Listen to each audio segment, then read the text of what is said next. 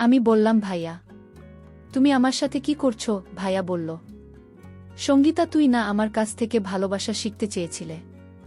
এখন আমি তোকে ভালোবাসি খাচ্ছি। আজকে বাড়িতে কেউ নেই, শুধু তুই আর আমি।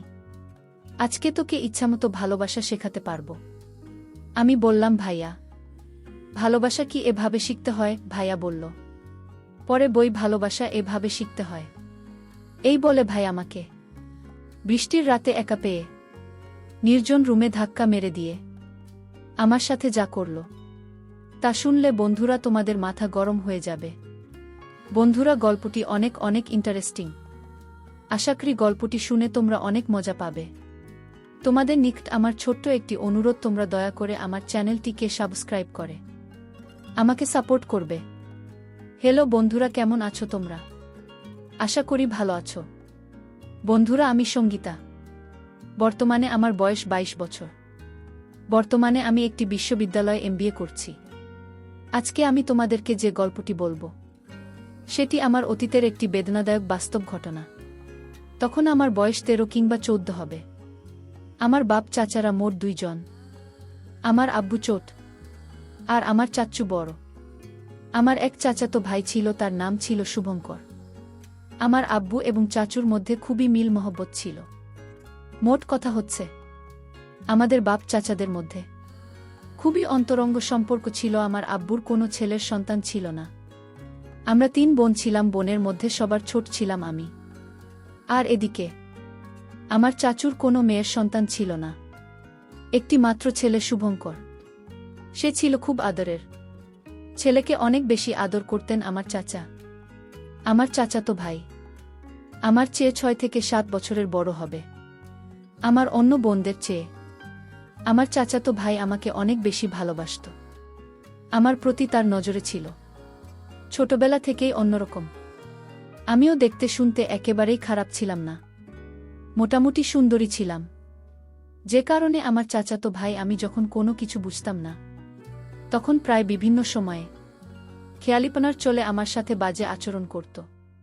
আমি এটাকে তেমন বেশি কিছু মনে করতাম না। আর ভাইয়া সবসময় আমার সাথে হাসি মুখে কথা বলত, আমাকে খুশি রাখার চেষ্টা করত। তাই আমি ভাই আর বিরক্ত হতাম না। আমার বয়স যখন 6-7 বছর, তখন ভাইয়া প্রতিদিন আমাকে দোকান থেকে মদ কিনে দিত, চিপস, বিস্কিট, চকোলেট আরও বিভিন্ন কিছু কিনে আমাকে দিত। আর শুধু আমার প্রতি অপলক দৃষ্টিতে ভাই আছে থাকত। তখন আমি ভাইয়াকে বলতাম, ভাইয়া তুমি আমার দিকে এভাবে চেয়ে থাকো কেন? তুমি এভাবে চেয়ে থাকলে আমার খুব ভয় লাগে। তখন ভাইয়া আমাকে বলতো, আরে লক্ষ্মী, হীরা, মানিক, কলিজা আমার, তোমাকে আমার খুব ভাল লাগে, যে কারণে আমি তোমার দিকে চেয়ে থাকি। মন চায় সারাদিন তোমার দিকে চেয়ে থাকতে। তুমি বোঝো না কেন সুন্দরী, তুমি আমাকে ভালোবাসবে।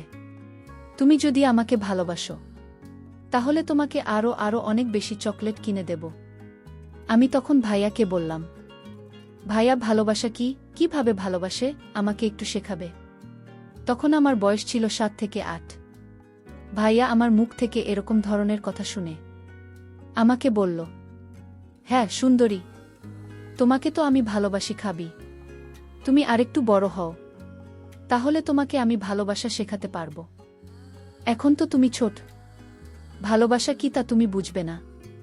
আমি বললাম, আচ্ছা ঠিক আছে ভাইয়া, তাহলে আজকে সন্ধ্যায় আমার জন্য অনেকগুলো মজা আনবে, কেমন? ভাইয়া বলল, ঠিক আছে ম্যাডাম, আজকে তোমার জন্য অনেকগুলো মজা নিয়ে আসব।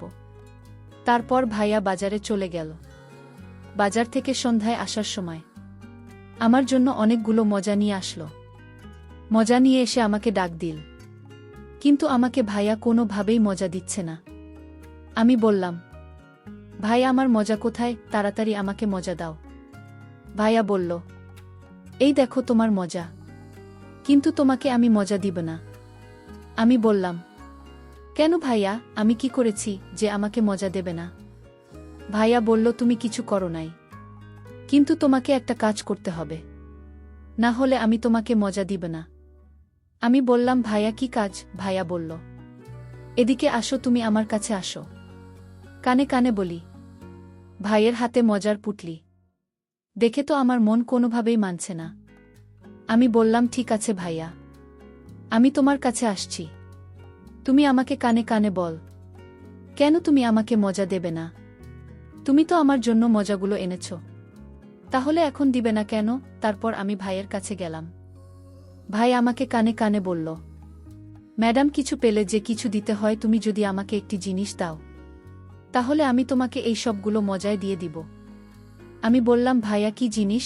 কি দিলে তুমি আমাকে সবগুলো মজাই দিয়ে দিবে? ভাইয়া বলল, এই যে দেখো তোমার হাতের আংটি, এই আংটিটা যদি আমাকে দিয়ে দাও তাহলে আমি তোমাকে সবগুলো মজায় দিয়ে দিব। আমি বললাম, আচ্ছা ঠিক আছে ভাইয়া, এই নাও আমার হাতের আংটি। তারপর ভাইয়া আমার হাতের আংটিটা নিয়ে আমাকে সবগুলো মজা দিয়ে দিল। আমি সবগুলো মজা অর্থাৎ চিপস, বিস্কিট, চকোলেট আরও অনেকগুলো মজা নিয়ে নিলাম এবং সেগুলো খুব মজা করে খেলাম। এভাবেই চলছিল আমার জীবন, আমার পড়ালেখা। আস্তে আস্তে আমার বয়স বাড়তে লাগল। আমার যখন 13 কিংবা 14 বছর বয়স, তখন ভাইয়া কেমন জান অদ্ভুত নজরে আমার দিকে চেয়ে থাকত। আমাকে বিভিন্ন জায়গায় ভাইয়া মোটরসাইকেল নিয়ে ঘুরতে নিয়ে যেত। মোটরসাইকেল দিয়ে যখন ঘুরতে নিয়ে যেত, তখন মাঝে মধ্যে হার্ট ব্রেক করত, আর এতে ভাইয়া অন্যরকম একটা অনুভূতিশীল করত। আমার তখন বাড়ন্ত বয়স, আমার সবেমাত্র ফুটেছে। আমিও ভাইয়ের সাথে যখন ঘোরাঘুরি করতাম, আমারও খুব আনন্দ লাগত, খুব মজা পেতাম। বন্ধুরা, আমার চাচাতো ভাই শুভঙ্করকে আমি সত্যিই অনেক ভালোবাসতাম। এটা শুধু ভাই হিসেবে, কিন্তু প্রেমিক বা অন্য কিছু হিসাবে না। যেহেতু আমাদের কোনো ভাই ছিল না, আমার চাচার একমাত্র ছেলে, মানে আমার আপন ভাইয়ের চাইতেও আরও অনেক বেশি ভালোবাসতাম তাকে। কিন্তু তার ভেতরে যে এরকম একটা শয়তানি মতো ছিল, আমি তো কখনো বুঝে উঠতে পারিনি। বন্ধুরা, তখন আমি ক্লাস 8ম শ্রেণীতে পড়ি, আর তখন ভাই আর রাত্রে মাঝে মধ্যেই আমাকে অঙ্ক করাতে আসত। একদিন আমাদের বাড়িতে কেউ ছিল না, বাড়িতে শুধু শুভঙ্কর ভাইয়া আর আমি ছিলাম। নানু বাড়িতে, মামা অসুস্থ ছিল বিধায় আমার আব্বু আম্মু আব্বু চাচা কাকু সবাই চলে গিয়েছিল। সেদিন আমার আম্মু আব্বু আপুরা এবং কাকিরা আসার ঠিক কিছুক্ষণ পূর্বে এমনভাবে ঝড় বৃষ্টি শুরু হয়েছিল, যে কারণেই তারা সেদিন আর আসতে পারেন নাই। ঝড় বৃষ্টির রাত, বাহিরে বিজলি চমকাচ্ছে, প্রচুর পরিমাণে বজ্রপাতের শব্দ শোনা যাচ্ছে। ভয়ে আমি খুব আতঙ্কিত হয়ে গেলাম। ঠিক এমন সময় ভাইয়া কোথা থেকে যেন দৌড়ে এসে বলল, সঙ্গীতা কাকা কাকিমা কি এখনো আসে নাই? আমি বললাম না। বলল, ঠিক আছে, তাহলে আমি যাই। আমি বললাম, না ভাইয়া, তুমি কোথাও যেও না, আমার খুব ভয় করছে। দেখো না কিভাবে বিজলি চমকাচ্ছে আর জোরে জোরে বজ্রপাতের শব্দ শোনা যাচ্ছে। বাড়িতে আমি একা, আমার খুব ভয় লাগছে ভাইয়া। ভাইয়া বলল, আচ্ছা ঠিক আছে, তাহলে আমি একটু ফ্রেশ হয়ে আসছি। আমি বললাম, আচ্ছা ঠিক আছে ভাইয়া, তুমি একটু তাড়াতাড়ি চলে এসো। আমি ভাইয়ের জন্য অপেক্ষা করতে লাগলাম। 45 মিনিট পরে ভাই আমার কাছে চলে আসলো। ভাইয়া এসে আমাকে বলল, সঙ্গীতা, আজকে বাড়িতে কেউ নেই, শুধু তুমি আর আমি। আজকে তোমাকে আমি ভালোবাসি খাব। তুমি বলেছিলে না আমাকে? ভাইয়া, আমাকে তুমি কি একটু ভালোবাসতে শেখাবে? তখন তোমার বয়স খুব কম ছিল, যে কারণেই তোমাকে ভালোবাসা শেখাতে পারি নাই। আর এখন তুমি মোটামুটি 14-15 বছরের যুবতী, এখন তোমাকে ভালোবাসতে শেখানো যাবে। তুমি বলেছিলে না সঙ্গীতা, ভালোবাসা কি, ভালোবাসা কেমন, ভালোবাসা কাকে বলে, ভালোবাসা কিভাবে হয়? আজকে সারা রাত আমি তোমাকে সেই ভালোবাসার ক্লাসেই করাব। সঙ্গীতা, তুমি কি আমার সাথে ভালোবাসার ক্লাস করতে আগ্রহী? সঙ্গীতা বলল, ভাইয়া, আমি তো তোমাকে অনেক দিন আগেই বলেছিলাম, আমাকে একটু ভালোবাসা শেখাও না। আমার ভালোবাসা শিখতে খুবই শখ, খুবই আগ্রহ, কিন্তু তখন তো তুমি আমাকে শেখালে না, আর এখন বলছো তুমি আমাকে ভালোবাসা শেখাবে। আচ্ছা ঠিক আছে ভাইয়া, আমি তোমার কাছ থেকে আজকে ভালোবাসা শিখব। ভাইয়া আমাকে বলল, সঙ্গীতা, তোমাকে যদি ভালোবাসা শিখতে হয় তাহলে তোমাকে যে একটা কঠিন পরীক্ষা দিতে হবে। তুমি কি সেই পরীক্ষাটা আমার সঙ্গে দিতে পারবে? সঙ্গীতা বলল, জিবি ভাইয়া, আমি অবশ্যই দিতে পারব।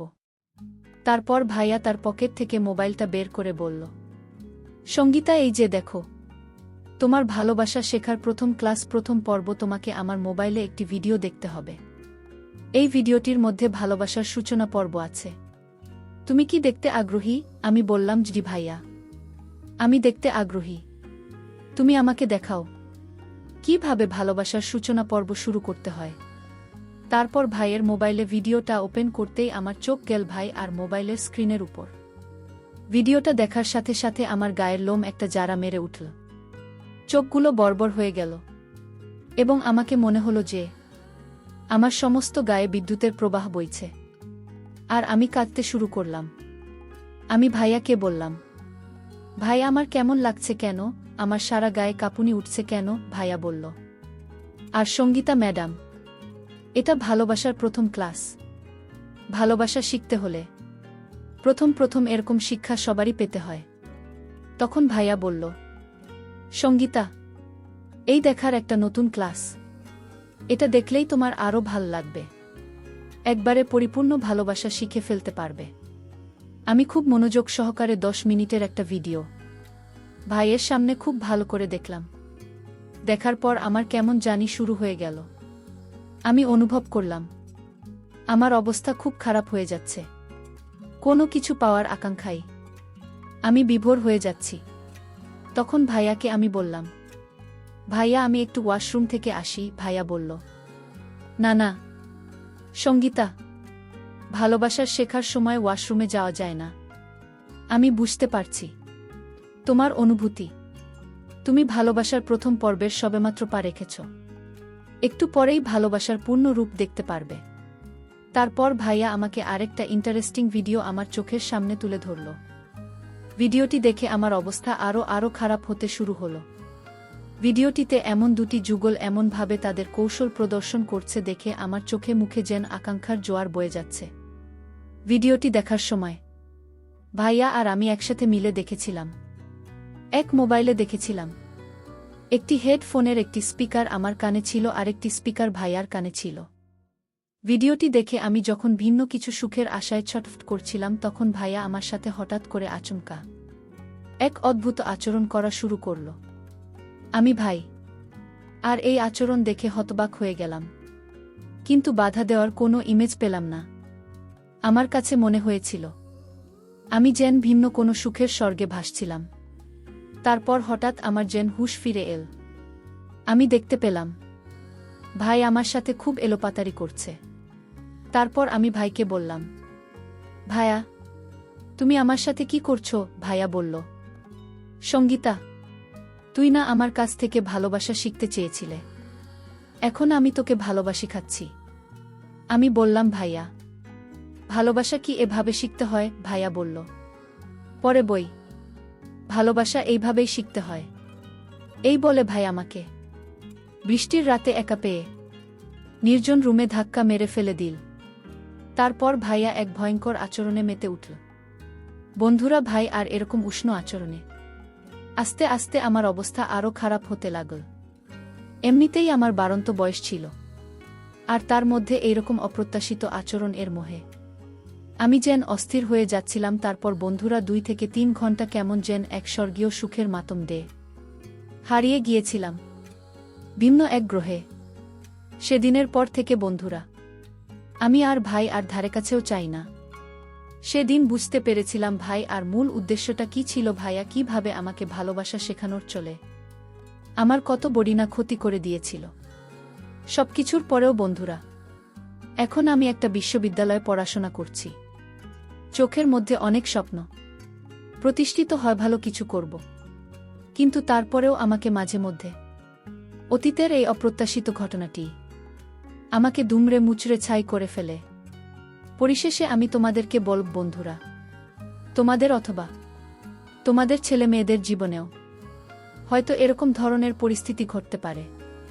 তাই আমি তোমাদেরকে পরামর্শ দিব, সর্বদাই ছেলে মেয়েদেরকে নিজেদের হেফাজতে রাখবে, কারণ নিজের বাবা মা ছাড়া সন্তানের ভবিষ্যৎ সব জায়গায় প্রায় অনিশ্চিত। বন্ধুরা, আজকে এই পর্যন্তই। আবারও আসব তোমাদের মধ্যে নতুন কোনো গল্প নিয়ে। গল্পটি যদি তোমাদের ভালো লাগে তাহলে একটি লাইক দাও। প্রতিদিন আমি তোমাদেরকে এই রকম ইন্টারেস্টিং একটা করে নতুন গল্প উপহার দিব। তাই তোমাদেরকে অনুরোধ করে বলছি, তোমরা যদি এরকম ধরনের ইন্টারেস্টিং গল্প পেতে চাও তাহলে দয়া করে আমার চ্যানেলটি সাবস্ক্রাইব করো।